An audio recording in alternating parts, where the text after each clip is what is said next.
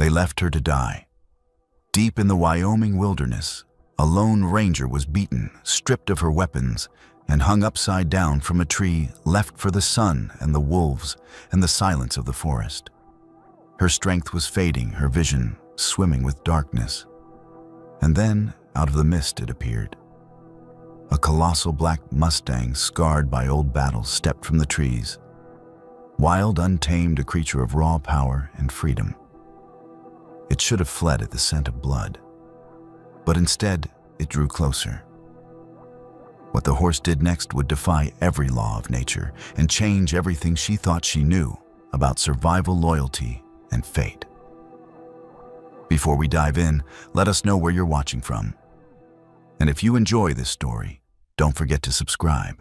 The Bridger-Teton National Forest stretched out in all directions, a vast cathedral of wilderness beneath the endless Wyoming sky. Towering lodgepole pines formed a dark green wall, broken only where snowmelt rivers cut through the valleys and braided into silver ribbons. The peaks rose jagged and white in the distance, shouldering storm clouds, as if the sky itself leaned against them. In spring, the lowlands burst with wildflowers, brief splashes of color that seemed almost defiant against the harshness of the terrain. By autumn, the air grew knife-cold and the forest floor crunched beneath boots as frost claimed the grasses before dawn. It was a land that did not forgive carelessness. It was here that Claire Dawson had chosen to disappear, or perhaps to endure. To the locals, she was simply the new ranger, a tall, broad-shouldered woman with an angular face and eyes that seldom revealed anything. Most mornings she was seen jogging along the gravel track before sunrise, her breath fogging in the chill. Later, she would be out on patrol, moving alone through the timberline, with binoculars at her chest and a sidearm at her hip. Solitary, precise, untiring. She kept to herself at the station, speaking only when duty required. If someone tried small talk, she'd answer briefly and move on her tone, polite but clipped. To her colleagues, she was competent, even admirable, but distant. To herself, she was something harder to define, a soldier with no war, a survivor who sometimes doubted if survival had been a blessing at all. Claire's story had begun far from the pines of Wyoming. Years earlier, she had worn a different uniform, desert tan fatigues instead of forest green.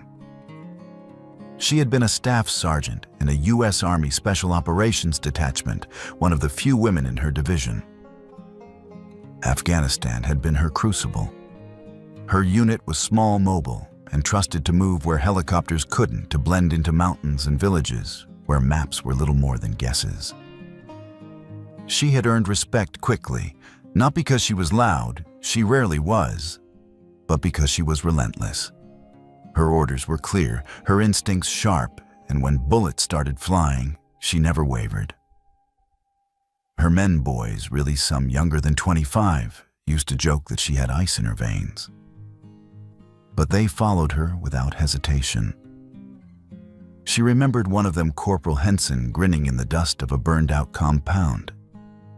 If Dawson says, "Move," you move. If she says, "Stay," you better nail yourself to the ground.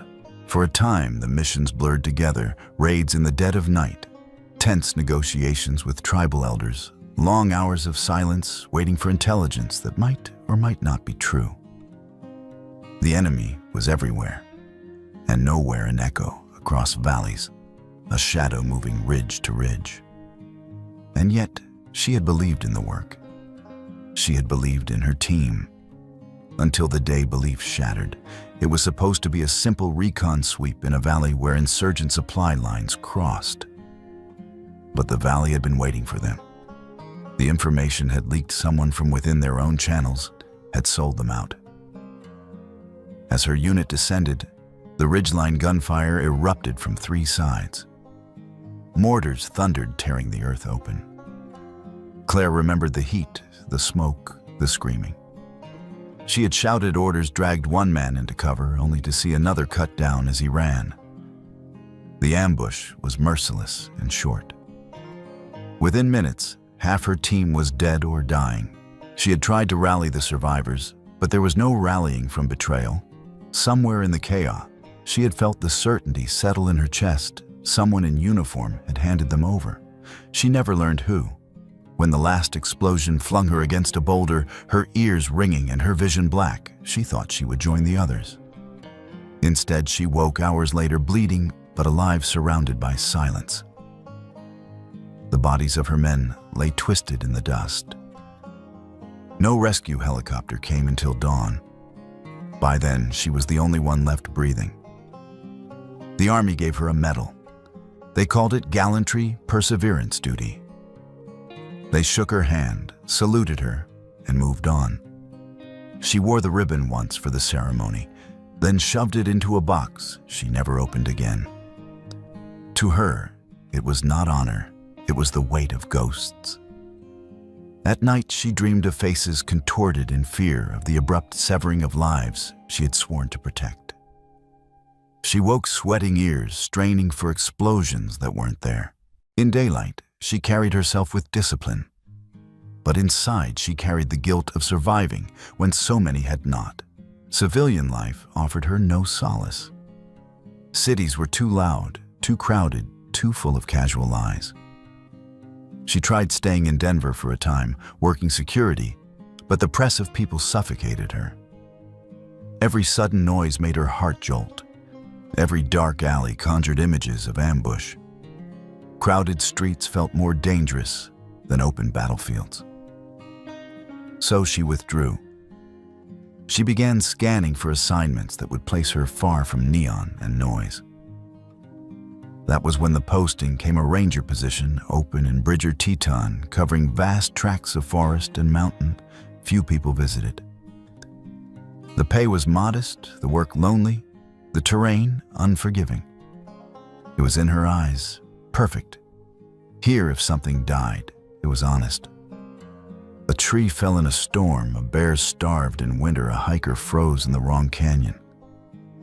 Death was not covered in euphemisms or hidden behind reports. Life and loss were written plainly into the land. She could breathe here even if each breath sometimes carried the bite of loneliness. Her days fell into rhythm. Up at 5, as if reveille still sounded.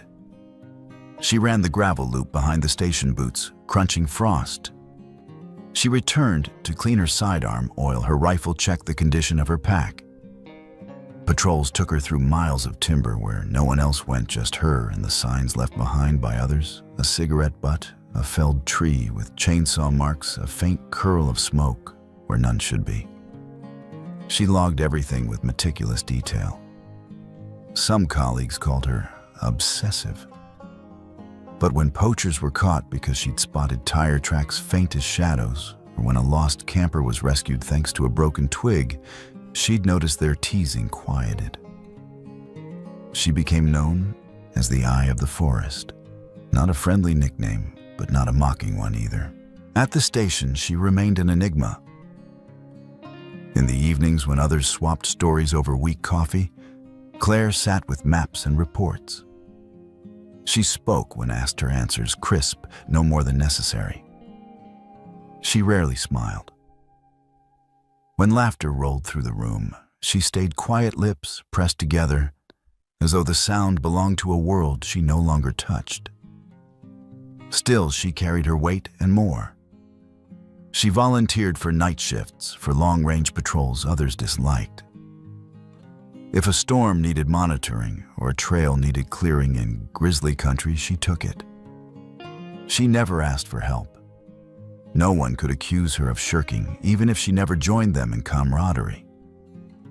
Rumors drifted about her past, about why she seemed carved from stone. A few knew she had served overseas, but none knew the details. She never corrected their speculation. Silence was easier than truth. To most of them, she was reliable, but unknowable, a soldier in exile who now wore green instead of tan. Among those who watched her most closely was Supervisor Randall Cole. Officially, he praised her work. In meetings, he lauded her thorough reports, her endurance, her unflinching approach to the hardest tasks. Outwardly, he played the role of a supportive superior. But his eyes told a different story. They lingered on her silences, on her isolation, as though he cataloged them not as virtues, but as weaknesses. He asked questions about her past that seemed casual but weren't. When she offered no answers, he smiled too easily, as if her refusal gave him information anyway. Claire felt the dissonance, the false note beneath his compliments. She didn't confront it. There was nothing concrete to confront. But instinct, honed in deserts and mountains, half a world away, whispered that Randall Cole was not a man to be trusted. And so she kept her distance sharper than ever. She kept to her routines, to the certainty of discipline, because certainty was safer than doubt. Yet in quiet hours, as she stood at the tree line and watched the wind move across the ridges, she knew the past had not finished with her. Not yet. The sun had barely cleared the ridgeline when Claire stepped out of the cold morning air and into the narrow hallway of the ranger station. Her shift had run through the night, a routine patrol that ended with frost clinging to her jacket and the metallic taste of fatigue on her tongue. She expected to file her report, maybe catch a few hours of sleep before heading out again. Instead, she found a note pinned to the bulletin board with her name written across it. In neat, controlled letters, "Supervisor Cole wants to see you." She stood still for a moment, at the echo of the past stirring like a whisper at the edge of her thoughts. She folded the paper, slipped it into her pocket, and walked down the corridor. Cole's office sat at the far end of the station. The door was a jar light, spilling out across the scuffed floorboards. Inside, the air smelled faintly of disinfectant and paper clean. Too clean, almost sterile. His office was arranged with an order that felt unnatural in a place like this. Maps covered the walls, their corners tacked down with precise symmetry. The desk bore only a computer monitor, a lamp, and a small stack of files squared neatly in the corner. No mud, no dust, no trace of the fieldwork that defined everyone else's days. Cole looked up from his chair as she entered. He was in his late 40s, his hair trimmed short, his uniform crisp in a way that suggested more time spent ironing than wearing it in the field. He gestured toward the chair opposite his desk. "Ranger Dawson," he said, his voice friendly, almost warm. "Come in, have a seat." Claire remained standing, her boots planted on the thin rug that stretched across the floor. She didn't answer, only inclined her head in acknowledgement. Cole leaned back, studying her the way a man might study a chessboard. His eyes flicked over her expression, her posture, her silence, as though taking inventory. After a pause, he folded his hands and said, "There's a route out in El Cencio Grove. Remote stretch. Haven't had anyone out there in months. I want you to give it a sweep. El Cencio Grove." The name sparked a memory-dense timber winding gullies ridges that swallowed radio signals. Not many rangers volunteered to patrol it. She wondered why Cole had chosen her, and why alone. Protocol favored sending pairs into terrain like that. She kept her face unreadable, but a thought pressed behind her silence. Why me and why solo? Cole tapped the desk, breaking the pause. It's nothing urgent. Probably nothing at all. But a few unusual reports came in, signs of logging, maybe hunters straying off course. Just take a look. Still, she didn't sit. Still, she didn't answer right away. At last, she gave a short nod. Understood. His lips curved into a smile that didn't touch his eyes. Good. I knew I could rely on you. She turned to leave her back straight, but as she stepped toward the door, she felt his gaze linger sharp and measuring like a hook dragged across her spine. On the desk behind her, Cole slid a folded map across the polished surface. "One more thing," he said. "Take this with you. It's the latest update." She halted, reached for it, and spread it open under the light. At first glance, it looked like the usual topographical chart: green ridges, blue creeks, contour lines etched in pale brown. But as her eyes traced the markings, her mind began to compare, recalling the maps she had studied 100 times before. Something was wrong. Red slashes crossed one quadrant, a handful of arrows drawn where no standard legend placed them. A trail she knew curved north was here marked running east. A clearing she had patrolled just weeks ago was shaded over as if it no longer existed. She tapped the paper with her gloved finger. "These symbols, since when are they on our maps?" Cole's reply came too quickly. "Trail erosion, rock slides in the spring. I asked the tech office to adjust things." Her eyes lifted from the page to his face. His smile was still there, too smooth.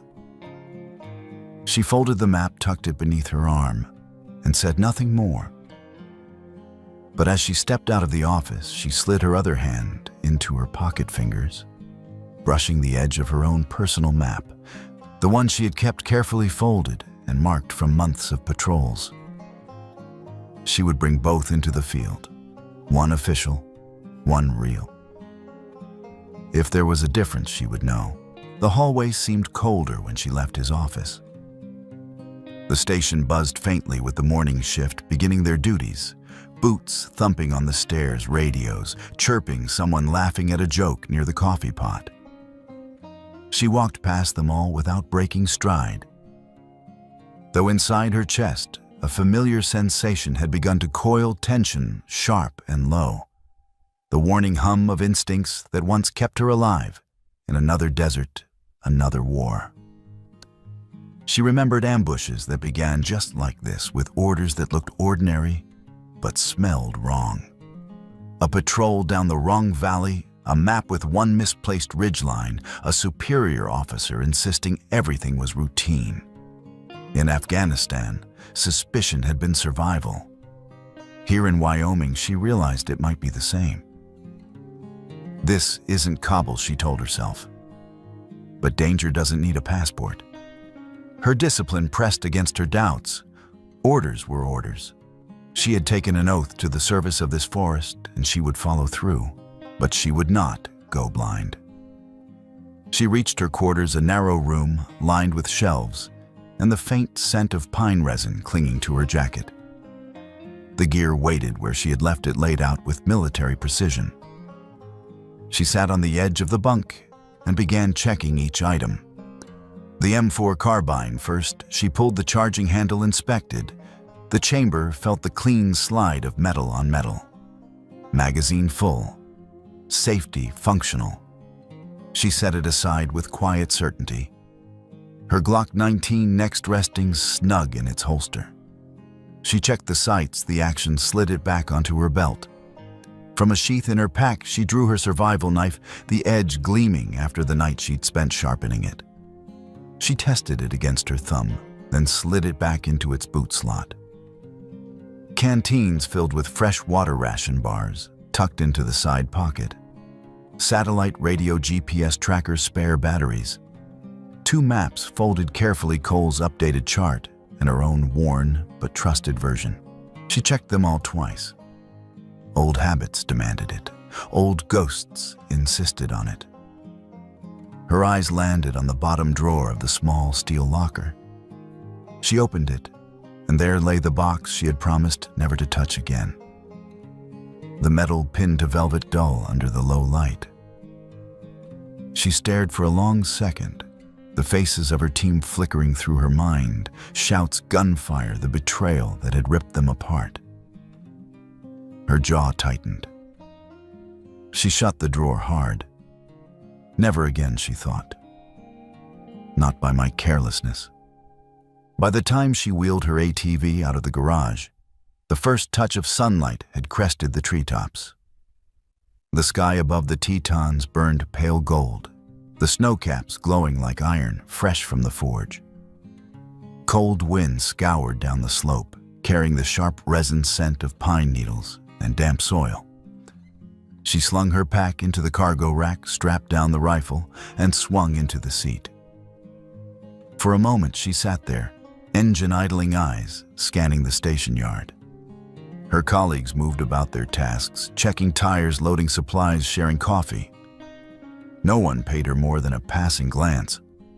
A lone ranger heading out on patrol. Nothing unusual in that. Nothing except the unease settling like stone in her chest. She twisted the throttle. The machine growled, rolling down the dirt-track tires, crunching over gravel and pine cones. The trees closed in quickly, the station vanishing behind her. The forest pressed close on either side, shadows long across the trail. Leaves crackled under her tires, a dry whisper rising and falling with every turn of the wheels. Her eyes swept the undergrowth, sharp and restless. The weight of her gear was steady against her back, the steel of her rifle cold under her hand. Every sense was awake. Every nerve braced. The trail bent west, deeper into El Cencio Grove, where Cole's map had drawn its strange red slashes. She leaned into the turny jaw, clenched a thought, repeating in the silence. This is no routine patrol. The forest grew denser, the deeper Claire rode into El Cencio Grove. Sunlight fractured into narrow shafts, streaking through layers of pine and fir. Her ATV's tires chewed across damp soil, the trail narrowing until it was little more than a deer path, winding between trees. The engine's growls seemed too loud a foreign noise in the hushed expanse. After an hour of steady driving, she cut the motor and let silence settle. She swung off the ATV rifle slung across her shoulder and crouched to examine the ground. Something caught her eye. The remnants of a camp. A patch of trampled earth revealed the outline of a tent now collapsed and half buried beneath fallen needles. A torn tarp flapped weakly in the wind. Scattered nearby lay a ring of stones blackened by ash, the campfire long cold. Empty food tins rusted at the seams, lay kicked to one side. She picked one up, sniffed it. The sour tang of beans and grease still clung faintly inside. Not weeks old days. She rose slowly, scanning the perimeter. A few yards away, she noticed a tree trunk with fresh scars. The bark had been hacked away in thick chunks, the marks irregular, uneven. Not the careful notches of a ranger or hiker. Someone had been cutting wood here, rough and hurried illegal logging. Her eyes narrowed. She crouched again, running a gloved hand across the ground. Boot prints deep in the damp soil. 3, maybe 4 distinct sizes men by the shape and weight distribution. The impressions were sharp enough that they couldn't be more than 24 hours old. The tracks all angled in the same direction, deeper into the grove. Claire lifted her camera from her pack, snapped photos of the prints, the hacked tree, the abandoned camp. Documentation was second nature. Each click of the shutter felt like a mark on a ledger, evidence to be filed later if she lived long enough to file it. Cole's voice stirred unbidden in her mind. El Cencio Grove's quiet. Hardly anyone goes out there. Her jaw tightened. The words rang false now. The trail told a different story. The forest had a way of changing tone. Birds that had chirped earlier in the morning had gone silent. The hush was unnatural, pressing down like a lid. Even the wind seemed to falter branches, barely stirring. Claire rose to her feet, every nerve alert. She turned in a slow arc, eyes scanning the undergrowth. Instinct whispered that she was being watched. The hair on the back of her neck prickled, the sensation, one she hadn't felt this strongly since Afghanistan. Her hand slid almost unconsciously to the Glock at her hip. She loosened it in the holster, finger brushing the textured grip. Her stance shifted into the cautious, balanced posture she had drilled 1,000 times in combat zones. Memories bit at the edge of her awareness. The silence before a firefight. the way the desert air had seemed to hold its breath just before the ambush detonated around her team. The same pulse of dread throbbed now in this Wyoming forest. Don't repeat the mistake, she told herself. Don't walk into it blind. But here the trees grew too close, branches weaving a ceiling of green. Sight lines cut down to yards. Every shadow could hold a man. Every gust of wind could mask the sound of a footstep.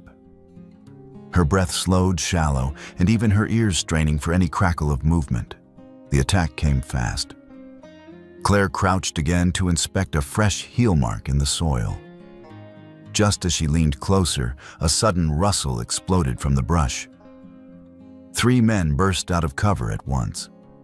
Their clothes were a mix of camouflage pants and faded jackets, faces wrapped in scarves that left only their eyes visible.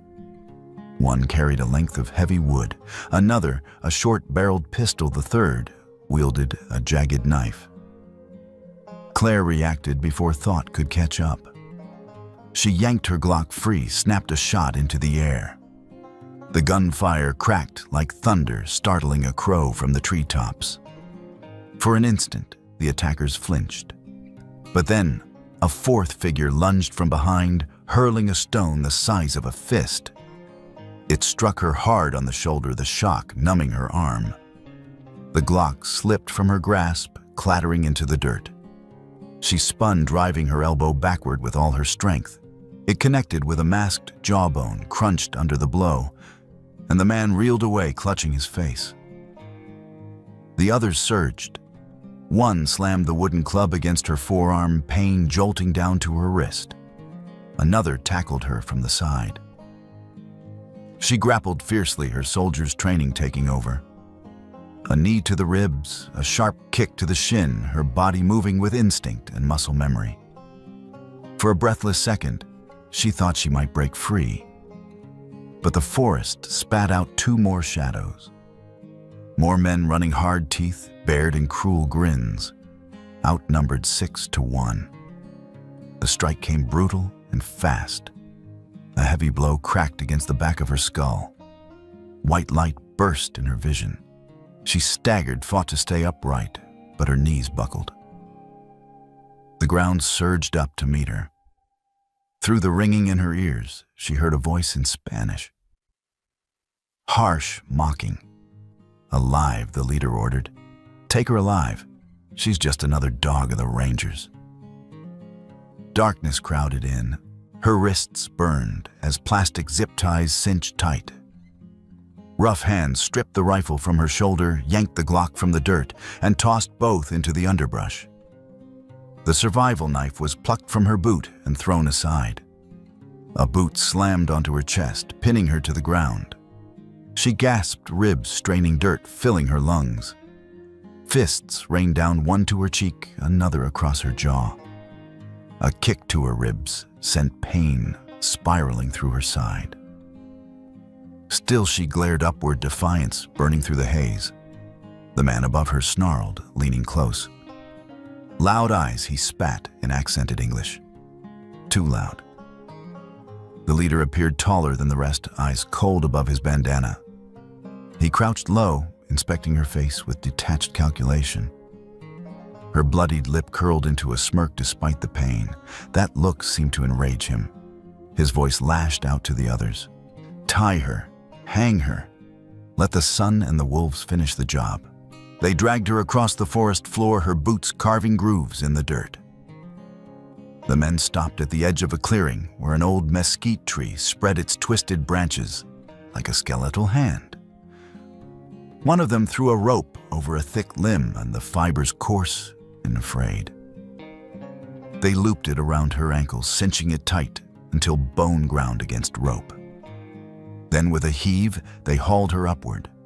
The world inverted. Blood rushed to her head. The forest spun as her body swung head downward a few feet off the ground. The leader tugged on the knot, testing its strength.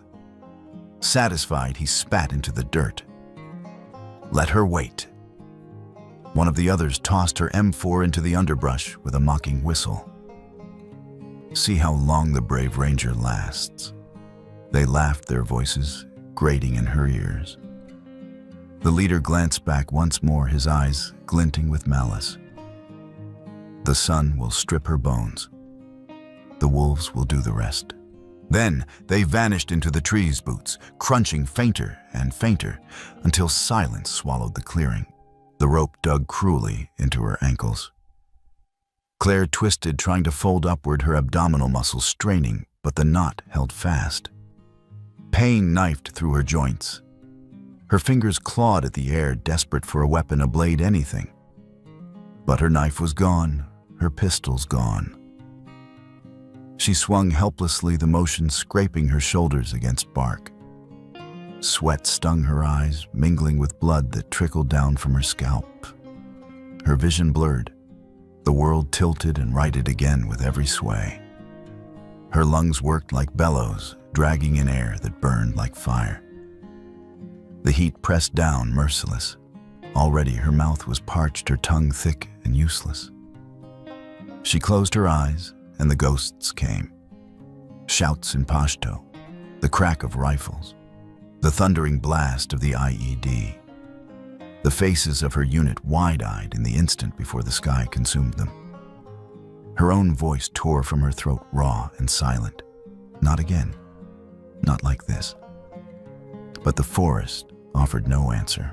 For the first time in years, a thought coiled in her mind that chilled her more than any enemy could. Maybe this time I won't make it out. Time unraveled. Minutes bled into hours. The sun climbed, glaring down without mercy. Her skin prickled, her lips cracked. Blood pooled in her head, pounding against her skull until her vision swam in red and black. Her breath rasped shallow. The creak of the rope above her grew louder with each sway, each strained twist. The sound carved at her ears like a knife. Leaves rustled in the canopy, sharp as blades against her raw nerves.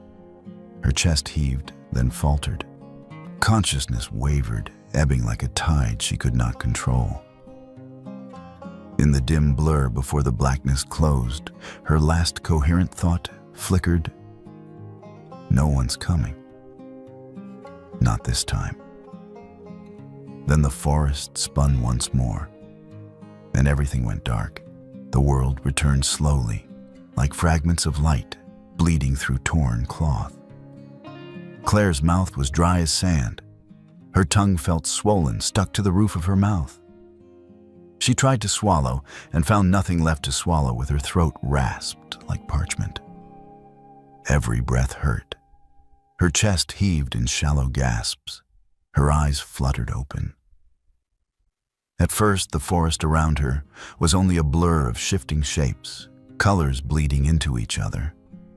The sun had risen higher, heat pressed against her skin, harsh and unforgiving. Blood throbbed in her skull, the pressure from hanging upside down for so long making her ears ring with a low, droning hum. She groaned. The sound barely escaped her cracked lips. Movement flickered at the edge of her vision. She tried to turn her head, but pain knifed through her neck. The world spun again, disorienting, and she shut her eyes tight. When she dared open them, she thought she saw a shadow slipping between the trees. Large, silent, black. Her mind reeled. Hallucination, it has to be. Dehydration, heat stroke, oxygen deprivation, it all combined to paint ghosts behind her eyes. That was what this was. A ghost. The shadow moved again, a massive shape gliding between the shafts of sunlight as if it belonged to another world. Her heart thudded painfully. She blinked, but the figure remained too solid to be just her imagination. A horse. For an instant, she thought she had lost her mind completely. Her vision cleared bit by bit, sharpening into focus. The figure stepped forward from the trees, and the forest seemed to draw back to make space for it. It was a stallion, but unlike any she had seen before. Enormous, its coat so black, it seemed to swallow light, a dark sheen rippling over muscle with every silent step. Its mane was long, and wild strands glinting silver where the sunlight struck. On its left shoulder, the hair parted around a long scar, pale and ragged, a mark earned in some past battle. Claire's throat tightened. She'd seen mustangs in the wild, plenty of times fleeting glimpses at the edge of patrol routes. They were elusive creatures, feral, wary ghosts of the old frontier. They never came close.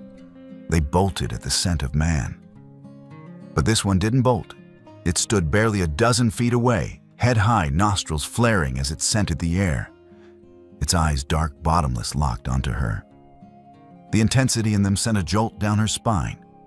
No, this can't be real. The stallion's ears flicked, catching the faint rustle of leaves overhead, then turned back to her. It didn't run. It didn't shy. It simply stood watching. The great horse began to move, slow and deliberate hooves pressing into the carpet of dead leaves with a weighty thud. It circled the tree, once then twice the rhythm of its steps, steady as a drumbeat. Claire's body tensed.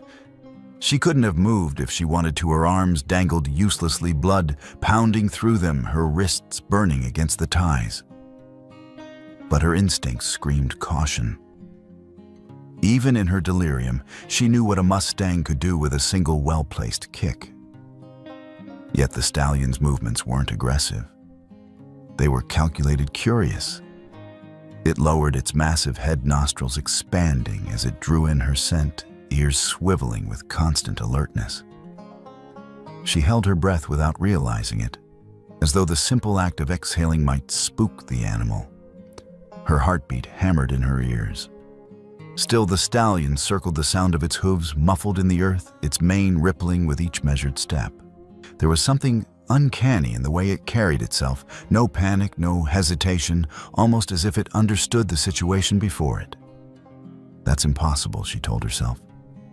It's just an animal. But the thought didn't convince her. Then the stallion stopped beneath her. Its head lifted, eyes narrowing on the rope that bound her ankles. Its breath was hot against her leg, a gust of warm air rushing through her boot. Claire stared, her pulse rattling like a snare drum. "No, you can't," she whispered, though the words barely carried beyond her lips. The horse tilted its head, lips curling back as it nosed at the rough hemp. It snorted once, then opened its mouth and clamped its teeth around the rope. Claire froze. The fibers creaked under the pressure of those powerful jaws. For a moment, nothing happened. And then the rope groaned, a dry, splintering sound filling her ears. Her body jerked as the line shifted, swinging her violently. A cry tore from her throat. The stallion braced, muscles bunching under its coat, and tugged again. The rope sang with tension. With a sharp crack, the knot gave way. Claire plummeted. She hit the ground hard, the impact slamming the air from her lungs. Pain flared across her shoulder, her hip, her already bruised ribs. The world exploded in stars of white and black.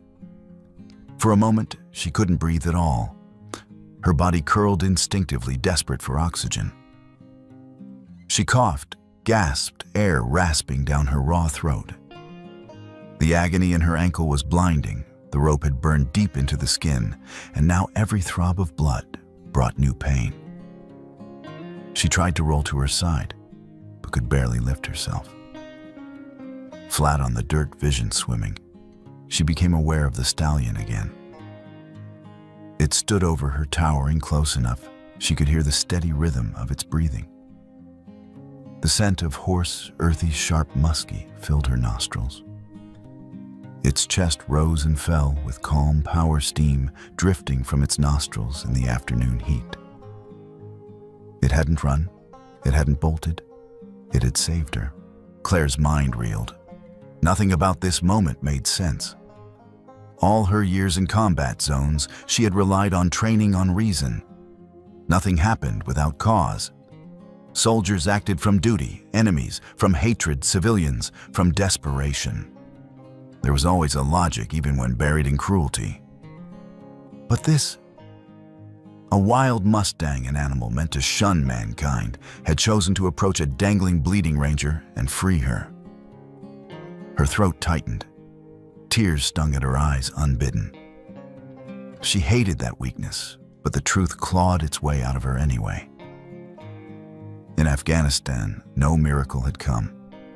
No shadow had pulled her men from the trap. They had died where they fell, and she had lived only by accident. Now here, half a world away, when every sign pointed to death again, deliverance had appeared on 4 legs. She swallowed her voice, breaking in the dryness. You saved me." The horse snorted softly, shifting its weight, its gaze never leaving her. She tried to push herself up, but her body refused. Her arms shook violently beneath her, and she collapsed again. Pain lanced through her ribs. The stallion took a step closer, hooves pressing into the soil just inches from her arm. Claire forced herself to raise her head. Its eyes met hers. They were darker than night, yet in them burned something steady, unwavering. No fear, no cruelty, just presence. The forest seemed to fall away around them, silence deeper than before. For a moment, it was as though the two of them were alone in the world, soldier and Mustang, survivor and shadow. Her lips cracked into the barest whisper. "You saved me." Her strength gave out. Her head fell back against the dirt. Darkness surged in again, wrapping her in its merciless embrace. The last thing she saw before the blackness took her was the stallion still standing guard, tall and immovable, like a sentinel carved from the wild itself. Darkness had settled across El Cencio Grove by the time Claire's eyes fluttered open again. At first, she thought she was dead.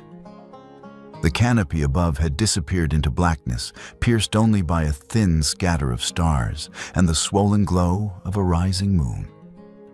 Her body throbbed with pain in a dozen places, her ribs like splintered glass, her ankle pulsing with each beat of her heart, her head heavy as stone. She lay sprawled in the dirt where she had fallen, half buried in leaves, every muscle screaming when she tried to move. The forest was alive around her, but not with the comforting sounds she had known in daylight. Insects buzzed with a steady, unnerving rhythm. Somewhere in the distance, wolves howled, their voices low and hungry, weaving through the night air. Fear crept into her veins, slow and cold, heavier than the pain.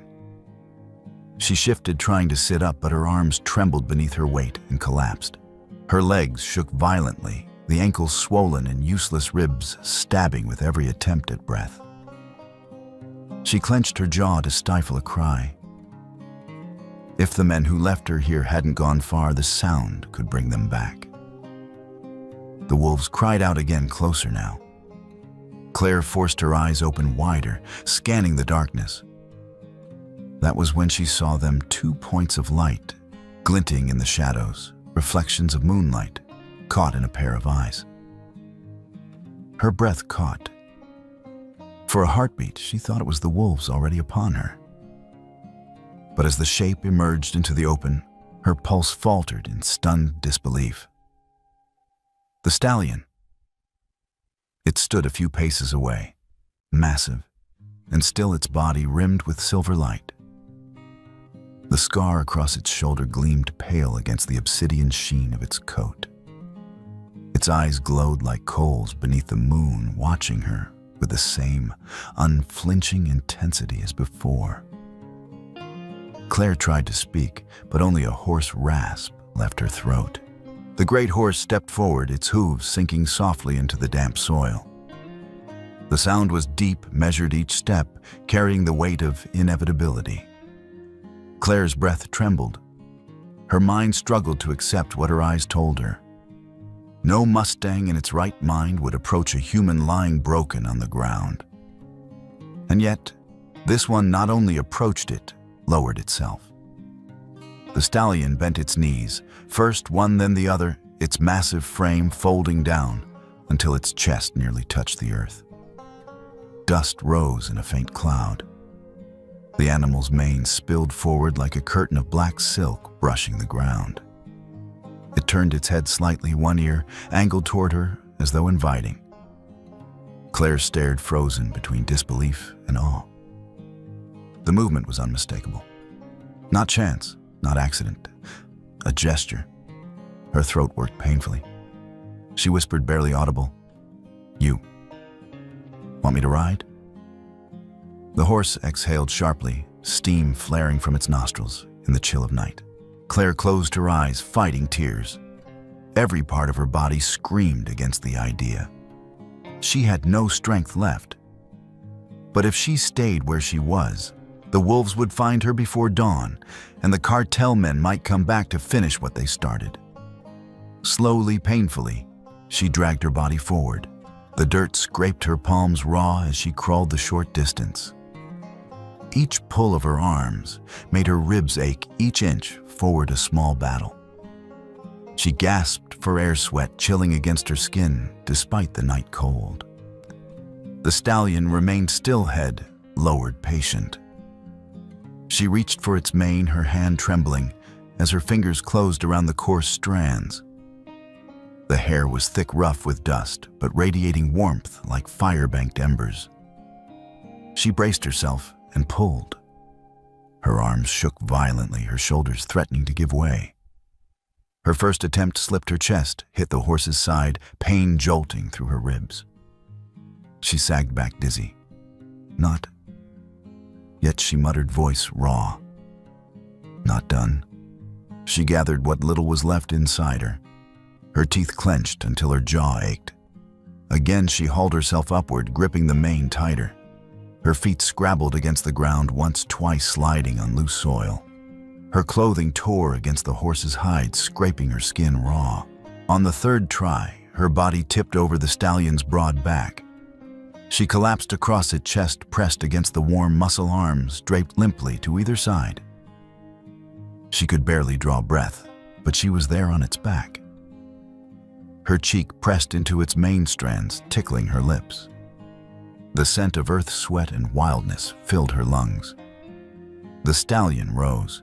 It stood in one smooth motion, its muscles rippling beneath her like living steel. For a heartbeat, she feared she would slide off, but the great horse adjusted its weight with uncanny balance, steadying her limp form. Then it began to move. Its steps were unhurried, but purposeful hooves thudding softly, each one reverberating through her chest where she lay slumped against it. The rhythm was hypnotic, steady as a drum beat, carrying her deeper into the night. The trail narrowed into a jagged cut through stone, the kind of path no vehicle could traverse. Rocks jutted like broken teeth, glistening faintly under the moon. The stallion threaded between them without faltering, each placement of its hooves precise and sure. They passed through the narrow gorge walls, rising steep on either side, moonlight slicing down in pale ribbons. Claire stirred faintly at the echo of hooves against stone. Beyond the gorge, a stream gurgled its voice, high and cold. The stallion waded straight in water, splashing up against Claire's dangling boots. The shock of cold seeped into her skin, jolting her halfway awake. She gasped, the freshness cutting through her delirium. For a moment, she imagined she was back in another place, mountains half a world away, men shouting as they crossed a river under fire. But the river here was gentle, and the only sound was the steady breathing of the horse that bore her. Each time the stallion leapt a log or scrambled a slope, she thought she would slip, but the animal never lost balance. It carried her as if it had done so 1,000 times. Half-conscious, Claire surrendered to the rhythm. She floated between waking and dream. She pressed her face against the horse's neck, its mane damp with sweat and dew. Its body heat radiated into her, chasing away the cold. She could hear the thunder of its heart, steady and sure. Somehow, her own heartbeat slowed to match it, falling into the same cadence as the hooves striking the earth. Her mind drifted, the night blurred with memory. She was in Afghanistan again, rotor blades hammering above dust, whipping against her face. Explosions bloomed in the distance, cries of her team filling her ears. Then the scene shifted, blending into the forest gunfire replaced by the steady drumming of hooves, chaos replaced by the silent strength of the stallion beneath her. For the first time in years, amidst the haze of pain and exhaustion, she felt a sliver of safety. The realization startled her as much as it comforted her. She hadn't felt safe since before the ambush. Not truly, but now half dead and cradled on the back of a wild Mustang, she allowed herself to believe it. The moon climbed high, draping the forest in silver. Fog pooled in hollows, clinging to the undergrowth. Dew gathered on pine needles, glinting like glass beads. The temperature dropped and Claire shivered violently, her teeth chattering. But the stallion did not slow. Its stride was relentless, carrying her forward as though it had chosen a destination of its own. A chorus of wolves rose again, closer than before. Their voices rippled through the trees, predatory and hungry. Claire stirred at the sound, her body stiffening against the horse's back. But the stallion only flung its head mane tossing and broke into a stronger stride. Its hooves hammered harder against the ground, a thunderous warning that carried across the valley. The wolves fell silent. Claire felt the tremor of a laugh rise in her throat, weak and broken, but real. "Not afraid of anything, are you?" she whispered. Her words disappeared into the night, but the stallion's ears flicked as though it had heard. By the time the horizon paled, she was barely conscious. Her body slumped against the horse's neck, her fingers tangled loosely in its mane. Through a fog of exhaustion, she saw the faint glow of lights ahead. Not the moon, not stars' lamps. The station. Ash crested a low rise and stopped standing tall on the ridge. Below, nestled in the trees, the ranger station flickered faintly with its emergency lamps, the first stirrings of dawn brushing its rooftops with gray. Claire lifted her head weakly, lips cracking as she murmured, We made it back." Her voice broke more breath than sound, but it was enough. She sagged forward, consciousness slipping. The stallion stood still for a long moment, as if ensuring the sight was real. Its breath streamed in white plumes against the chill. Then, without hesitation, it stepped forward again, carrying her the last distance through the thinning trees. At the edge of the forest, where the first path of gravel began, the horse halted. Claire was gone to the world, limp and slack against its neck. The stallion lingered, head-raised eyes fixed on the human outpost ahead. Steam drifted from its nostrils as the dawn broke. And then, with deliberate steps, it walked into the clearing, bringing Claire Dawson back to the living. The first light of dawn crept across the valley, thin and pale, barely touching the peaks of the Tetons, when the motion sensor by the north tree line began to flash. Inside the Bridger Teton Ranger Station, the small monitor hummed quietly, its screen marked with faint grid lines and a blinking dot moving steadily across the feed. Agent Sophia Ramirez rubbed her tired eyes and leaned closer. At first, she thought it was just a moose or a bear wandering past. But the readings were off. The signal carried weight, steady, deliberate too, even for an animal stumbling in the underbrush. "Not a deer," she murmured. Sophia had a reputation in the station. Practical, unsentimental, she wasn't the type to spook easily. But as she watched the blinking dot crawl closer to the boundary, she felt a prickle rise along her skin. The movement was too consistent, almost purposeful. She tapped the desk, then grabbed her radio. "Unit 3, suit up. We've got something unusual on the north line. We're going out." Within minutes, she and 3 other rangers moved through the mist, with rifles slung and flashlights cutting pale cones through the dark. The forest was hushed, the last stars still fading as dawn pressed over the ridges. Sophia's boots crunched against gravel as they neared the tree line. And then the mist broke open. They froze. Out of the drifting fog stepped a colossal Mustang, its coat black as coal, its mane tangled and wild. The stallion moved with a strange gravity, as though the entire forest bent to its stride. A pale scar slashed across its shoulder, gleaming like silver in the morning light. But it was not the horse alone that held them still. Across its back, slumped and motionless, was a human figure. A ranger's jacket torn and stained, pale hands dangling lifeless at the sides, a face slack with exhaustion, lips cracked and bloodied. "Christ Almighty," one of the younger rangers' whispered voice, trembling. "It's carrying her." Sophia's throat clenched. She recognized the face instantly. Claire Dawson. For a heartbeat, no one moved. The image seemed too surreal, too impossible, the wild stallion standing in the dawn mist, delivering their comrade draped across its back. "Quiet," Sophia hissed. She lifted a hand, signaling them to hold. Slowly, cautiously, she took a step forward. Easy now. The Mustang's ears twitched, its great head, lowered eyes dark and unblinking.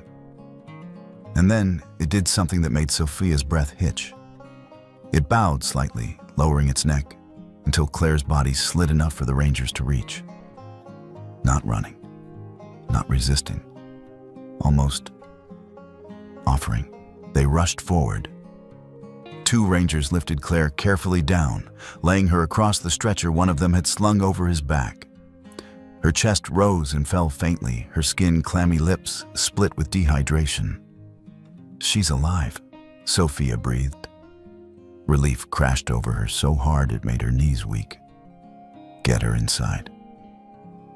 Now they moved quickly, carrying her toward the station's infirmary. Sophia lingered only a second longer, glancing back at the Mustang. It stood unmoving just outside the fence line, massive head lifted, watching. Its breath steamed in the crisp morning air. Its eyes glinted like obsidian pools, following every step as Claire was carried away. One of the men muttered under his breath, "It's guarding her." Sophia didn't answer. She wasn't sure she could. The infirmary burst into motion. Dr. Hale, the station's medical officer, immediately began work. An IV line slid into Claire's arm, saline dripping steadily. Bandages wrapped her raw wrists and bruised ribs. The acrid tang of antiseptic filled the small room. Claire stirred once, lips moving soundlessly, but the words never formed. "She's badly dehydrated," Dr. Hale said, voice clipped with focus. "She's lucky she made it back at all." Outside the window beyond the fence, the Mustang remained. It hadn't moved since. Steam curled from its nostrils, breath after steady breath, like a sentinel. By nightfall, rain began to fall in thin sheets, tapping against the glass. The stallion shook itself, once scattering droplets, then resumed its stillness. Hours passed. The rangers whispered among themselves. The Mustang hadn't left. By midnight, the whispers had a name, the guardian horse. Through the next day, Claire drifted in and out of consciousness. Feverish dreams tangled with fragments of memory, the rope biting into her ankles, the world spinning upside down, the sudden crack of the rope snapping. And always, the black stallion. When she woke fully days later, she blinked at the white ceiling above her. The antiseptic smell, the muffled voices outside, the beeping of the monitor, she was alive. Every part of her body ached, but her mind was sharp. She remembered it all. Being left to die. The suffocating heat. The shadows slipping through the trees. And the impossible rescue, the feel of the rope, breaking the hard earth, the steady rhythm of hooves through the night. She turned her head toward the window. And there, through the glass, she saw him. The Mustang still stood by the fence, Mud streaked his legs, with a scar on his shoulder pale against the dark coat eyes fixed on the station. Her throat tightened. "It didn't leave me," she whispered, voice raw. A tear slipped down her cheek before she could stop it. But as soon as the emotion welled, so did the suspicion. She remembered why she had been in Elsencio Grove in the first place. Cole's voice, the strange map, the patrol order that sent her alone. Her hand clenched in the bedsheet. No, this hadn't been chance. 2 mornings later, she sat propped against her pillow color, slowly returning to her face. She asked for her mission folder. Sophia hesitated, then retrieved it. "You should rest." "I need to see it," Claire said flatly. When the folder landed in her lap, she flipped it open, scanning the orders. Her eyes froze. The signature. Her name was there, scrawled across the bottom. But it wasn't hers. The loops were wrong. The curve of the D wasn't how she wrote it. She pressed her lips together, heart hammering. Her gaze snapped to the map inside. The red lines, the altered trails. She knew every ridge, every stream in Elsencio Grove. Those marks were wrong, deliberately wrong. She exhaled sharply through her nose, fury rising. Someone had drawn her straight into a trap. Her voice was low, dangerous. "Someone wanted me dead." That evening, Sophia visited her room. She found Claire sitting upright, the falsified orders spread across the blanket. "You see it too?" Claire said without preamble. Sophia's dark eyes flicked over the papers. She said nothing at first, only exhaled slowly. At last, she nodded. "I thought so the moment we brought you in. That was no accident." Claire looked at her, searching. "Then you believe me?" Sophia's reply was steady. "I saw that horse carry you out of the forest, Dawson. If that's real, then everything else is on the table. Someone inside this station set you up. And we're going to find out who." For the first time in years, Claire felt the fragile spark of trust take root. Together, they began to dig.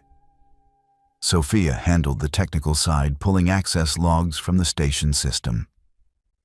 It didn't take long to find it, the digital footprint of someone who had logged into the map database at midnight, 2 nights before Claire's patrol. The edits had been made under a secondary account linked to the supervisor's office. Randall Cole. Claire's jaw clenched. The timestamp lined up exactly with the day her orders had been issued. They asked quietly among the staff. One ranger admitted he had seen Cole leaving his office late, long after everyone else had gone. Another mentioned overhearing a phone call in Spanish, clipped and angry, that stopped the moment Cole realized he wasn't alone. Piece by piece, the picture formed. The forged signature, the altered map, the patrol order that sent her alone. All of it pointed to him. Claire held the papers in her lap, fingers digging into the edge until her knuckles whitened. Her voice was low, fierce. "Not this time. Not this. I won't let betrayal walk away again." The night was thick with heat, a storm waiting to break. Inside the ranger station, the air hung heavy fans, whirring lazily, lights buzzing faintly against the dark. Claire lay restless on her cot in the infirmary, wounds still raw, but mind unwilling to surrender to sleep. Something in her chest was taut, as though the world itself held its breath. Then, without warning, the station went black. Every light died at once. The fans ceased. The hum of servers and comms cut to silence. For a heartbeat, the darkness felt absolute, swallowing walls and corridors alike. Claire bolted upright, pain screaming through her ribs. Her instincts reacted faster than thought. "Power's been cut," she hissed to herself. The backup generators should have engaged, but seconds stretched into silence. No whir of machinery, no flicker of emergency lights. The radios on the nightstand beside her spat only static, the thin, sterile hiss of dead air. Footsteps pounded the hallway. Sophia burst in sidearm, drawn, her face taut in the thin beam of a flashlight. "This isn't a malfunction," she said, breath sharp. "Someone's killed the power. All of it." Claire swung her legs off the cot, teeth gritted against the pain. Her body protested every movement, but she shoved it down. "Then it's not just a blackout," she replied. "It's the opening move." The confirmation came seconds later.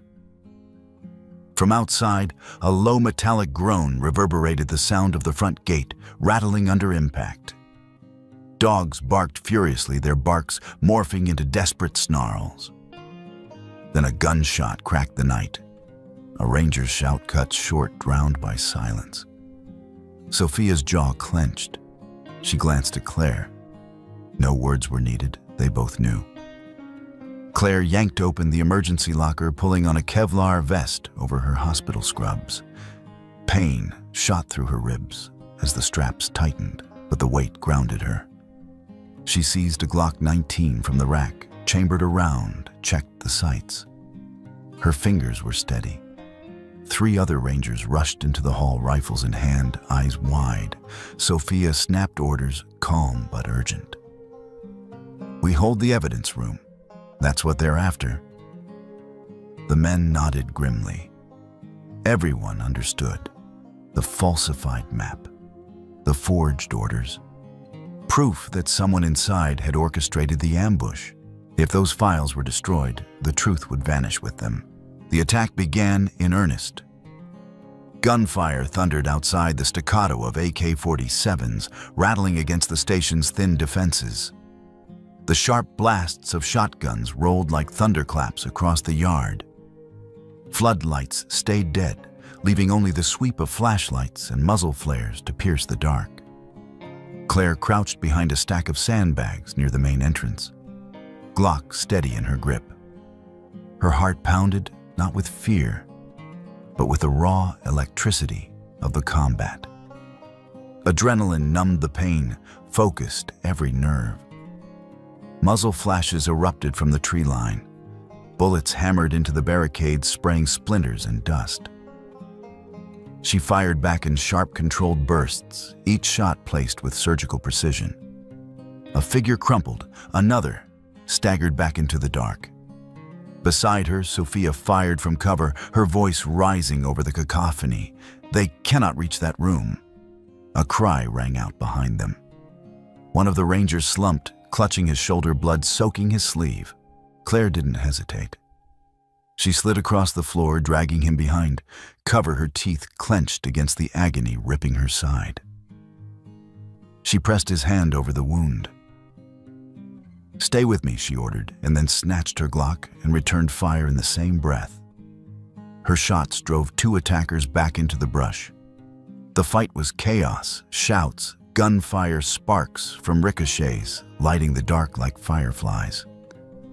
But Claire's focus cut through it all, honed sharp by memories of other firefights in other lands. The forest here, the uniforms different, but the rhythm of survival was the same. Then the ground shook with a sound not made by men.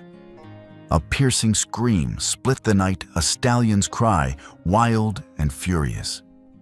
Every head turned. Out of the shadows at the edge of the yard, a colossal shape thundered forward. Ash.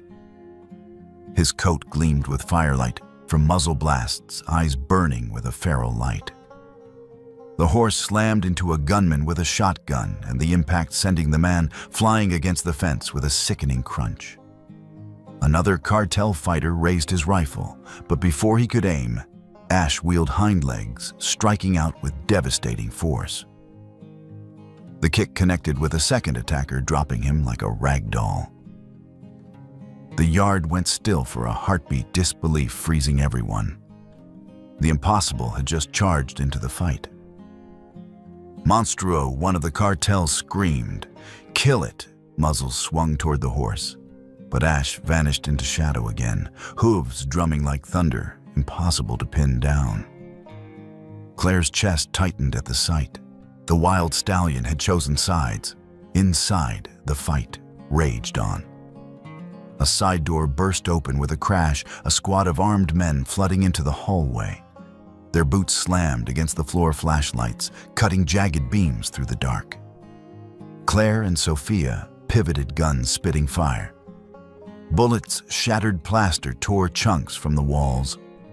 The corridor filled with acrid smoke, visibility shrinking to a haze of sparks and muzzle flashes. A shotgun blast ripped past Claire, peppering her arm with shrapnel. She staggered but fired back, dropping the gunman in the doorway. Pain lanced through her, but adrenaline kept her steady. Another attacker lunged toward the evidence room. Claire saw him in a strobe of light, his rifle raised. Without thinking, she squeezed the trigger. The shot drilled him squarely in the chest. He collapsed against the door frame, sliding down in a heap. Her ears rang with the din. For a fleeting instant, the scene blurred with memory, a burning Afghan compound, her team shoulder to shoulder, the night alive with fire. The same desperation, the same resolve to hold the line. Her jaw tightened. This time she swore no one would be betrayed into silence. The battle reached a lull. Smoke drifted thick, curling down the corridor. For a moment, the gunfire ceased. Then a voice cut through the haze. Low, cold, familiar. Drop your weapons. It's over. Claire's breath hitched. A beam of light swept across the hall, illuminating a figure stepping forward. Tactical gear, black as midnight rifle, gripped with easy authority. The face behind the flashlight needed no introduction. Randall Cole. He no longer wore the Ranger's uniform. His expression was twisted with rage, the polite mask torn away. His eyes locked on Claire, venomous. "You should have died out there in the grove," he snarled. Claire's heart hammered, but not from shock. Rage burned away the pain. She rose to her feet, gun steady, every ounce of exhaustion gone. Sophia's voice rang sharp behind her. "You bastard! You set her up!" Cole's lips curled into a sneer.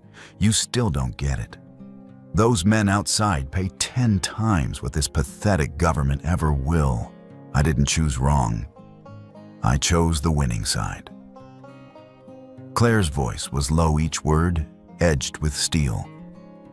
The winning side doesn't sell out their own. The winning side doesn't bury its people for profit.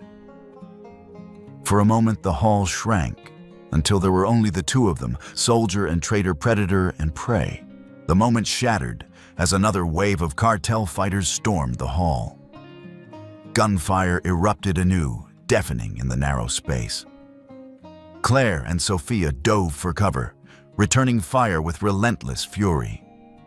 Plaster rained from the ceiling, smoke-thickened screams rose and died.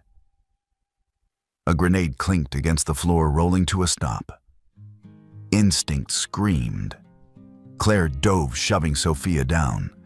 The explosion ripped through the corridor, smoke billowing in choking waves. Visibility collapsed to nothing. Figures darted as shadows in fog muzzle flashes, tearing holes in the haze. The hallway was smoke and fire and screaming metal. Claire pressed against the wall. Glock raised her lungs, burning with every breath. Somewhere ahead, Cole's rifle spat again. Muzzle flashes stabbing through the haze. Bullets ripped into plaster. One slammed into the wall inches from Sophia's face. Another hissed across the corridor and embedded in the doorframe. The third screamed toward her chest. Sophia barely ducked in time. The blast scorched the air above her head. Her eyes widened in the dim glow.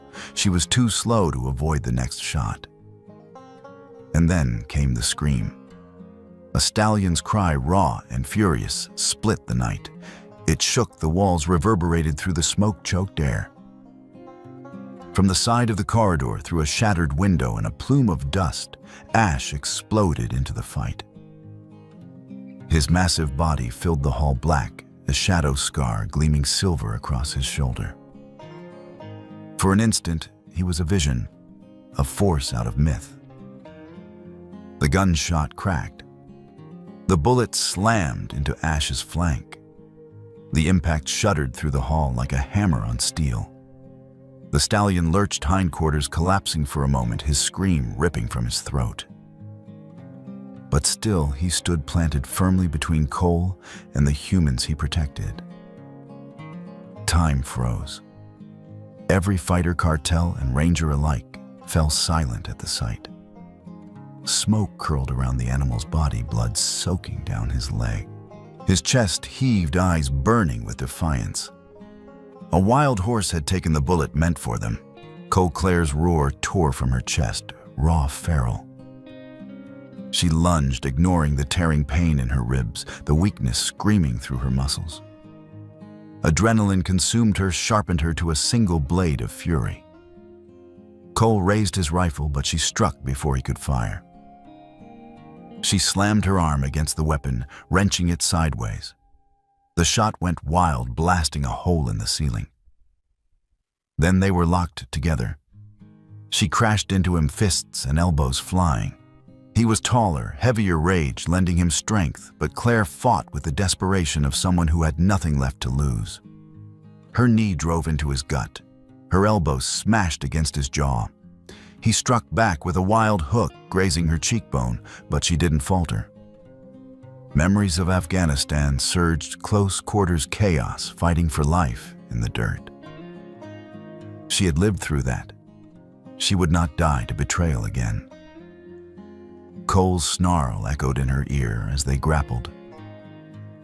"You should have stayed down, Dawson," she snarled back, twisting his arm until the rifle clattered to the ground. She slammed him into the wall forearm against his throat, his face red as he gasped for air. He drove a knee up, almost breaking her grip, but she pivoted, hooking his leg and shoving him backward. They crashed to the floor. Claire landed on top, pinning him with all her weight, her fist clamped around his wrist. With a wrench, she tore the last weapon from his hand. Cole thrashed, spitting curses, but Sophia was there, her own hand steady despite the tremor in her limbs. She snapped a pair of handcuffs onto his wrists, the metallic clink echoing like a gavel strike. Claire knelt on his back, pressing him into the floor. Her voice was hoarse, ragged. "You sold us out.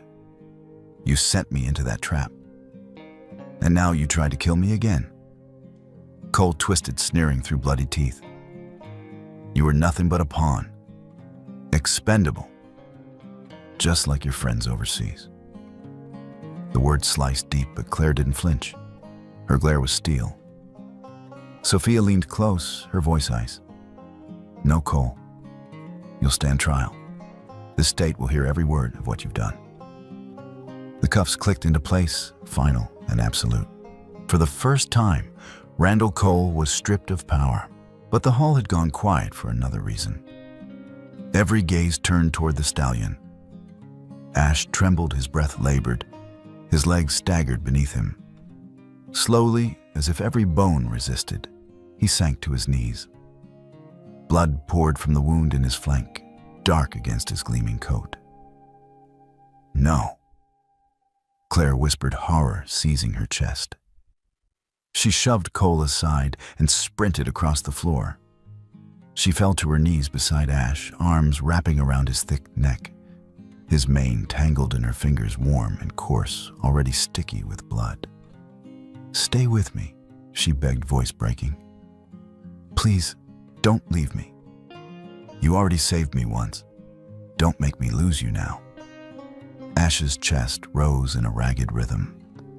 His eyes rolled dark and infinite, but when they found hers, something flickered inside them. Recognition. He knew her. Her tears fell onto his coat, streaking down the black sheen. She pressed her forehead against him, whispering, "You've already given me more than anyone had the right to. Just, please hold on." The stallion's ear twitched faintly at her voice. Sophia's voice cracked through the radio, urgent. "We need the veterinary team now. Critical. Bring the kit, he's going down fast." In the background, Claire could hear her team scrambling, barking into comms, running for supplies. But she barely registered it. All she could feel was the shuddering rise and fall of the horse's chest beneath her hands. Every groan that rumbled from his body chilled her marrow. It wasn't just an animal's sound. It was the sound of something ancient, wild, refusing to surrender. A ranger standing nearby whispered, awed, "I've never seen anything like this." A wild horse fighting like a soldier. The words echoed, but Claire didn't look up. Her cheek pressed into the stallion's mane, her voice a litany of desperate promises. "You're not dying here. Not after everything. You hear me? Not here." The screech of tires tore into the compound. A rescue vehicle slammed to a halt outside, lights flashing. The back doors burst open, veterinarians and techs spilling out with crates of equipment. They rushed inside, skidding to a stop at the sight of the bleeding Mustang. "Move," the lead doctor barked. "Clear space." Claire refused to let go until a medic gently touched her shoulder. "We need to work." She nodded, though her hands trembled violently as she loosened her grip. She stayed close, never leaving Ash's line of sight. The vets worked fast, injecting painkillers, applying pressure bandages, sliding IV lines into thick veins. Blood stained their gloves, their sleeves, the floor beneath them.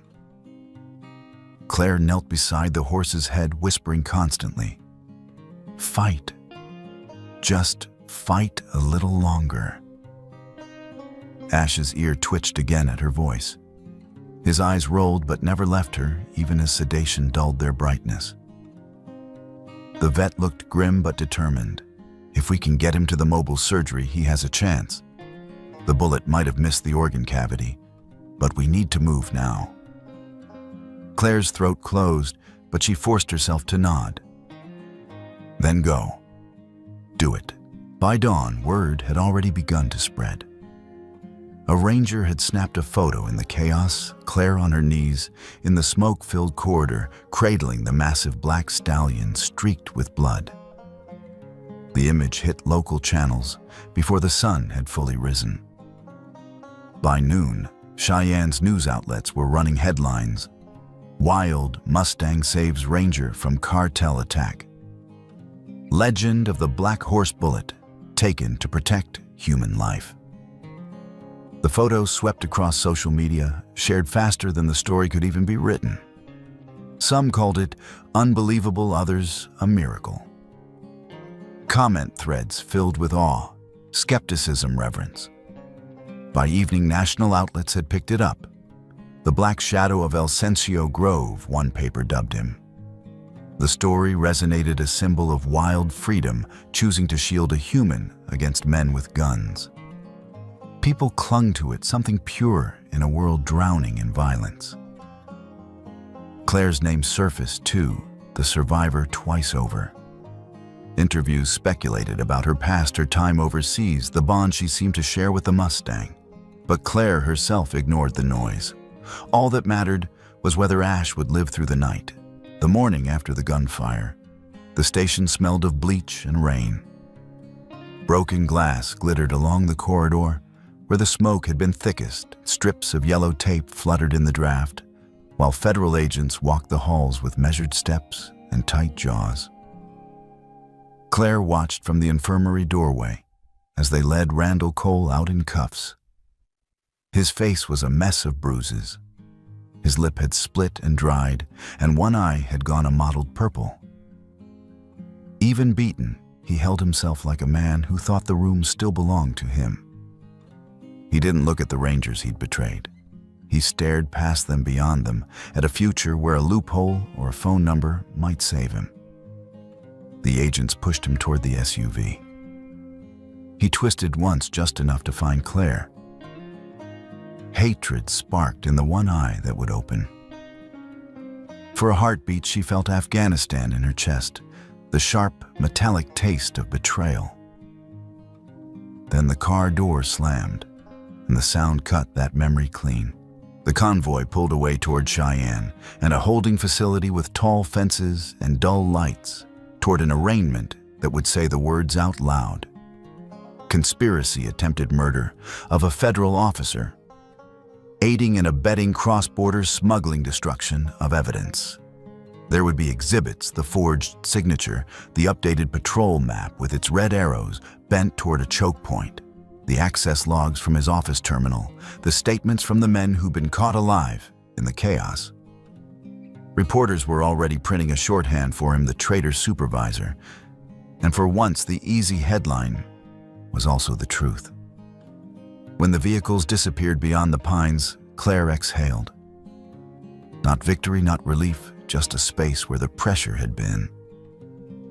She pressed a palm to her ribs and felt the ache there, a map of bruises and the memory of a bullet screaming past Sophia's face. The past didn't vanish, but the shape of it changed. For the first time since the ambush, overseas betrayal sat outside of her, wearing someone else's cuffs. News vans came and went. Microphones bobbed at the gate. The station chief shooed most of them away, and Sophia had an artful talent for shutting doors with a smile. But the story had a momentum of its own. What no one could stop was the image that had already gone everywhere. Claire on her knees in the ruined corridor, hands cradling a black Mustang's head, while blood darkened her sleeves. Ash came out of surgery with a bandage wrapping his flank like new bark around a wounded tree. The vet's verdict was measured but hopeful. The round had tunneled through muscle, missing the abdominal cavity by luck and fractions. He'd need time, analgesics, quiet. He'd need a stall under a low roof, the smell of hay and iodine, a space where rain could tap at the tin and the night could pass without alarms. For weeks, Claire's days started and ended there. She sat on a wooden stool in the temporary barn they'd rigged alongside the equipment shed. Her knees aching in the cold, the lights dim. Sometimes she spoke. Sometimes she listened to the soft rasp of Ash's breathing and said nothing at all. When he slept, she tracked the sway of his breath like a metronome. When he woke, she stood at his shoulder, palms flat to the warmth of him, feeling that he was still very much there, weight and heat and stubborn will. On the fourth day, he flicked an ear when she said his name. On the sixth, he nosed the sleeve of her jacket and let it rest there. On the 10th, he shifted his weight and stood without the tremor that had rattled his hindquarters. A new scar stitched its bright path beside the old one across his shoulder, 2 lines, 2 stories intersecting. Words spread faster than hoofbeats. A cameraman got a clean shot one morning when the vet led Ash a slow circuit around the yard, and the stallion stepping carefully but proudly, his coat gleaming a band of white gauze bright against black. The Watcher of Bridger Teton, one headline called him. The name stuck. Drones and satellites and radios did what they could. The mountain kept its own counsel. People wanted a sentinel, something with a face and a memory, something older than wires. Claire learned to ignore the calls from producers offering to fly her to a studio for an interview. The only trip she made was the 15 yards from the ranger barracks to the stall. She would touch the rough timber of the door as she entered an unconscious ritual and breathe out as if everything she had carried in the day could be set down here. You can stop hovering. The vet teased her, once good-natured and tired. He's not going to float away. Claire almost smiled. I know, she said. I just want him to know I'm here. I think he knows, the vet said quietly. The Forest Service sent a commissioner from Jackson, and then someone in a blazer from D.C. They came with polite faces and careful words. In the conference room, they set tablet screens on the table and poured coffee that had cooled twice. You've been through an extraordinary ordeal, Ranger Dawson, the woman from Washington said. We're prepared to offer a reassignment to Jackson headquarters, or if you prefer a slot at the regional office in D.C. Better pay, predictable hours. You've earned a safe harbor. Claire listened. She counted breaths to keep her voice even. The window behind the woman showed a slice of the yard snowmelt running in the ditch, the edge of the corral, a black ear flicking against morning gnats. I appreciate the offer, Claire said at last, but I can't defend a forest from a cubicle. The man from Jackson spread his hands. You'd be invaluable on policy, training, oversight. Maybe, she said. But the land doesn't fit on a screen. The map is not the ridge, and the ridge is where this happened. She let the words fall without force. This is home.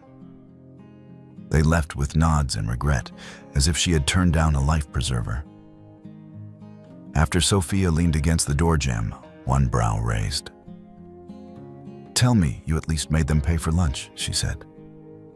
Claire huffed a laugh. Government sandwiches. Nearly a war crime. You're staying, Sophia said, though it wasn't a question. I'm staying. Good, Sophia said simply. You fit this dirt better than anyone I know. It was Sophia who suggested the meeting.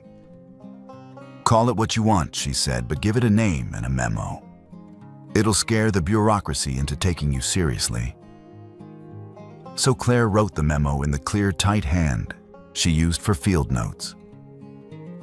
She gave it a title that felt like a promise to the living and a salve to the dead Echo Mustang recon unit.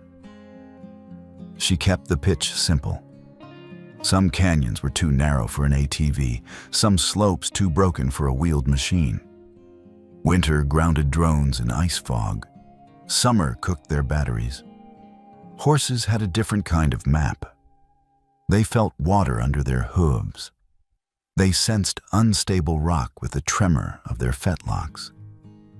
A Mustang that chose to remain near humans on its own terms could take a ranger where nothing else could. No branding. Claire sat in the room with the long table and the men who had already formed their objections. No breaking. We don't turn them into K9s. We don't turn them into anything. We partner if they allow it. And if they leave, we let them go. The captain from the district frowned. They're wild animals, Dawson. You can't train wild. I'm not suggesting training, Claire said. I'm suggesting trust. The reason you're sitting here is outside in a stall. He's already shown you what trust looks like. Silence lived in the room a moment, then moved on. Someone cleared his throat. Someone else said something about liability.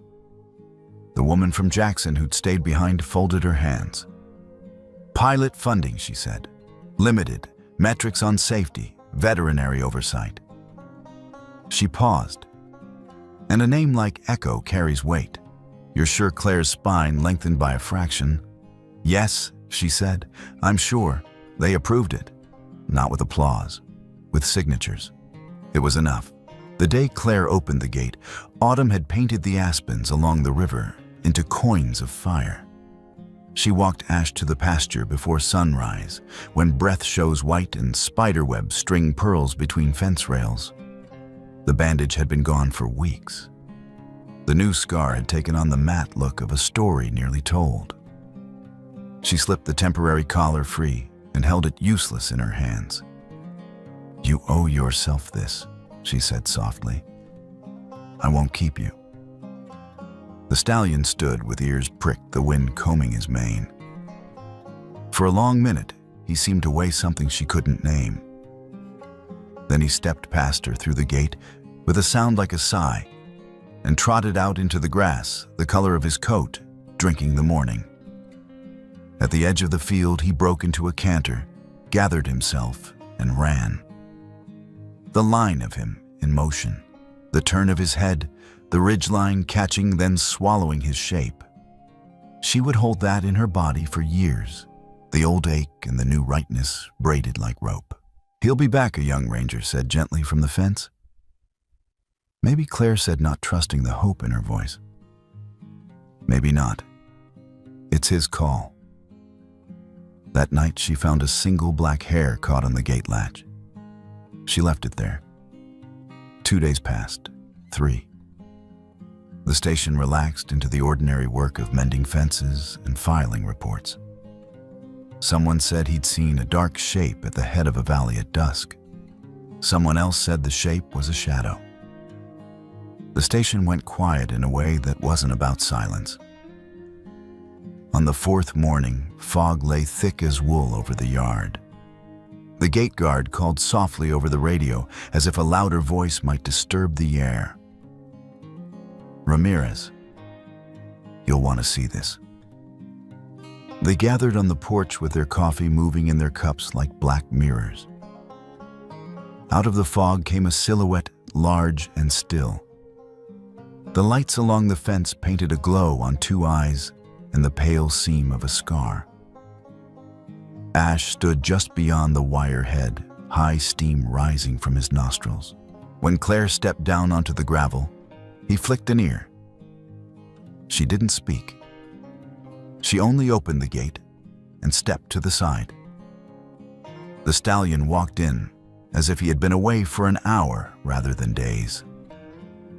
He reached her shoulder and stopped there so close she could see the fog bead on his lashes. Someone behind her whispered, not meaning to be heard,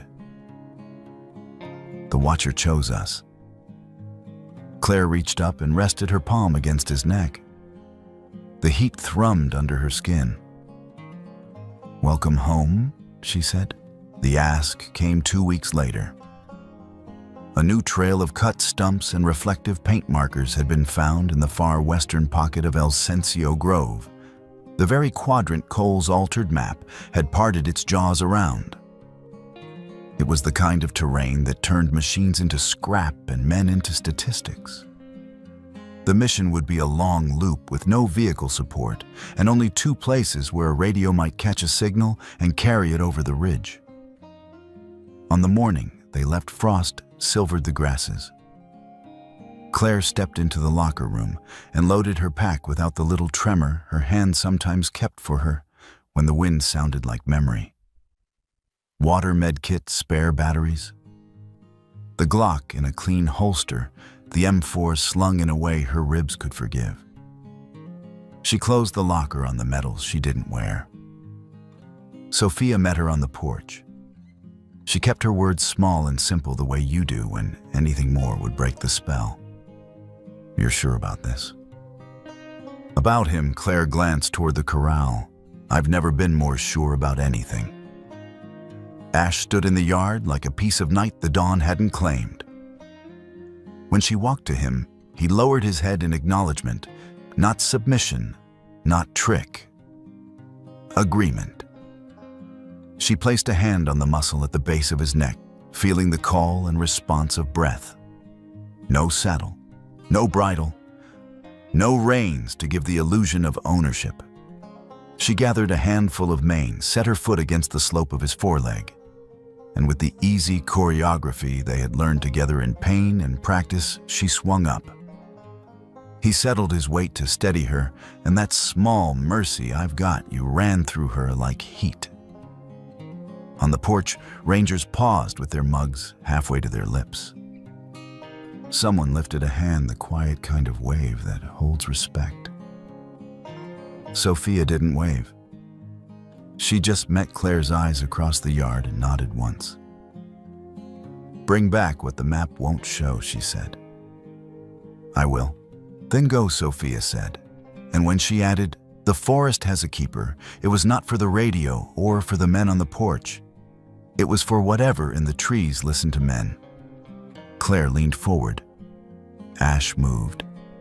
The first steps were silent clouds of breath rising from horse and human alike in the amber air.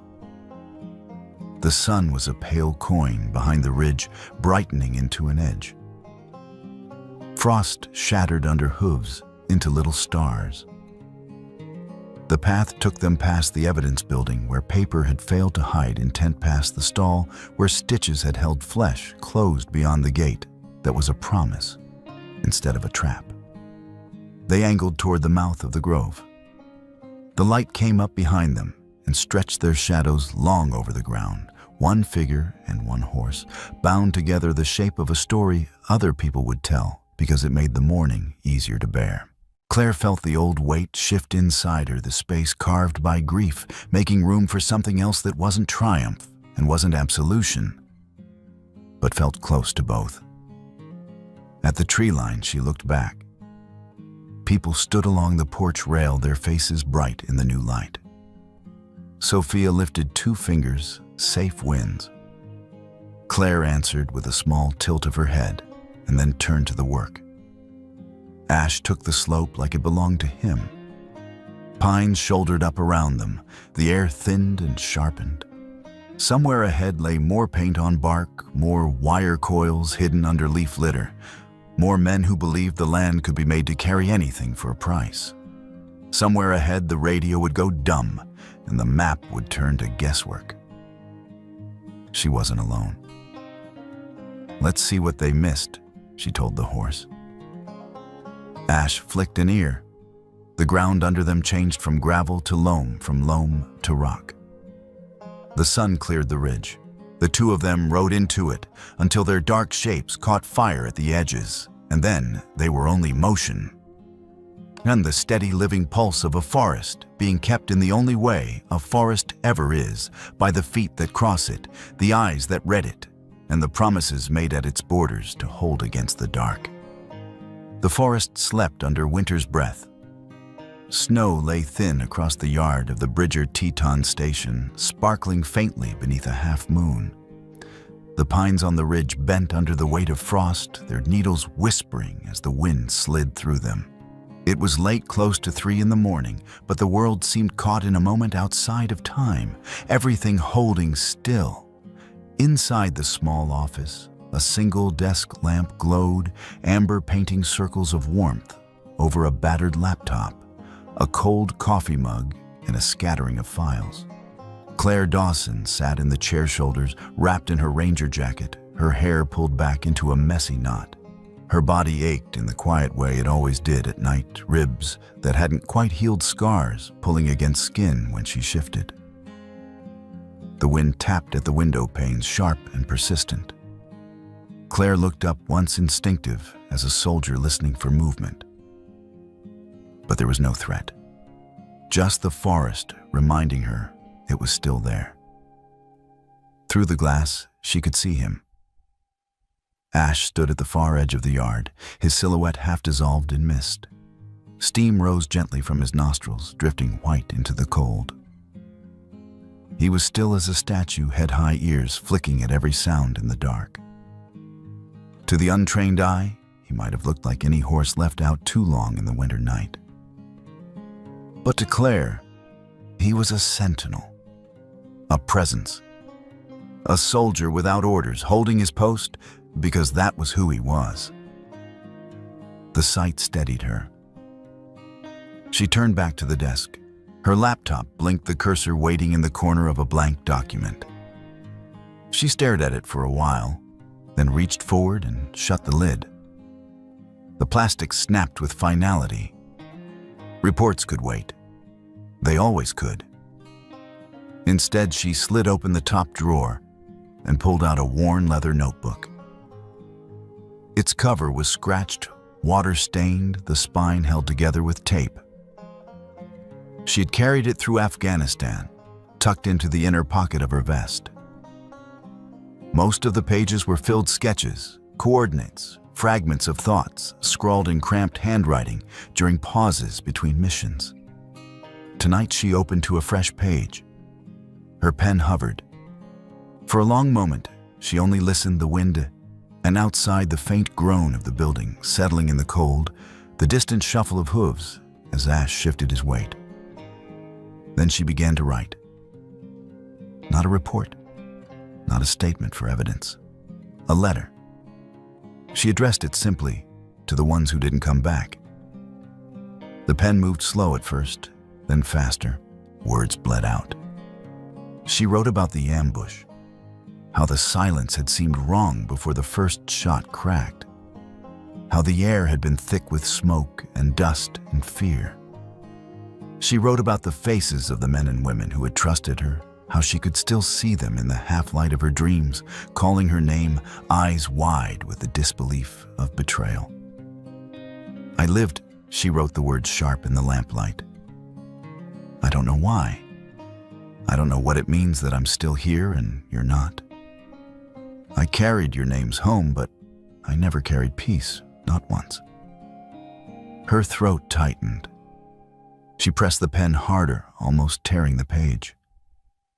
For years, I thought survival was the punishment. That I'd been left behind so the weight could crush me into something smaller. I thought if I buried myself in the wilderness, if I walked the ridges until my body broke, maybe I could pay for living when you didn't. She paused. The ink pooled where her pen hovered. She swallowed, wiped her eyes with the back of her hand, and forced herself onward. The words changed. She admitted what she had never said aloud, that she had chosen the Ranger Corps not out of love, but out of guilt. That she had walked into the wilderness hoping it would swallow her. That every patrol, every long night in the snow had been a kind of penance. I thought I was waiting to die quietly, she wrote. Out here far from cities, far from families who would ask questions. I thought that was all I had left to give. Her hand trembled as she wrote the next line. And then a horse found me. She described the rope biting her ankles, the blood flooding her head, the way her lungs had burned. She described the moment the world narrowed to the sound of a branch creaking and the shape of a black shadow in the mist. She wrote about the scar across Ash's shoulder, the look in his eyes, the feel of the rope snapping under his bite. He should have left me. Wild things don't choose humans. But he did. He stayed. And when he pulled me back into this world, I understood for the first time that survival isn't punishment. Survival can be meaning if I choose to make it so. Her pen slowed, but her resolve sharpened. From confession, the letter turned to promise. I won't carry my life like a burden anymore. I will carry it as a duty. To you, to the ones who can't. I will protect this forest the way I could not protect you. I will guard what is wild and fragile and free so that your deaths are remembered in something larger than silence. She tapped the pen against the paper, thinking of the name she had given her proposal. Echo Mustang Recon Unit. A strange idea on paper, but truer to her than any bureaucratic memo. Out here, she wrote, I've built a new team. Not like before, not the same uniforms and flags. This team wears hooves instead of boots, carries silence instead of rifles. They are not owned, not ordered, they are trusted. Ash is the first. The one who showed me trust is possible. He is my comrade in a way I never thought I'd find again. My brother in arms, though his arms are 4 legs, and a scar that mirrors my own. The words steadied her. For the first time in years, the act of writing did not feel like bleeding out. It felt like building. The pen scratched to a close. Her hand cramped the page heavy with ink and raw honesty. Claire sat back, exhaling long and slow. She stared at the letter until her eyes blurred. Then she closed the notebook, pressing her palm against its worn leather cover, as if sealing the words into the past and the promise into the future. The lamp hummed faintly. The wind pressed against the window. She rose joint stiff and carried the notebook to the shelf where she kept her field maps. She slid it there carefully, as though placing it in a vault. Then she pulled on her coat, pushed open the office door, and stepped outside. The air hit her like glass, cold sharp, but clean. Her boots crunched against frost. Breath fogged in front of her, carried away by the same wind that teased the treetops. Ash stood exactly where he had been, a silhouette in the thinning mist. His head lifted as she approached, ears forward, eyes catching the lamplight. For a moment, they only looked at each other, the silence full and unbroken. Claire stepped closer, close enough to feel the heat radiating from his body. She rested a hand lightly against his neck. His coat was warm under her palm, steady beneath the winter cold. Her voice was soft, roughened by fatigue, but clear. "We keep watch," she whispered. "Together." Ash's breath rolled white into the dawn, his ear flicking at her words. Over the ridge, the first edge of sun cracked the horizon. Gold bled into the snow, painting the yard, the office, the fence posts, and the scar along the stallion's shoulder. Claire stood beside him as the light grew. For the first time in a long time, she didn't feel like she was waiting for death. She felt like she was beginning. Thank you for staying with us until the end of this story. We'd love to hear from you. Share your thoughts in the comments below and let us know your favorite part. If you enjoyed the journey, don't forget to like, share, and subscribe to our channel for more captivating stories like this one. And don't miss out. Hit the notification bell so you're always updated on our latest content. Your support truly means the world to us.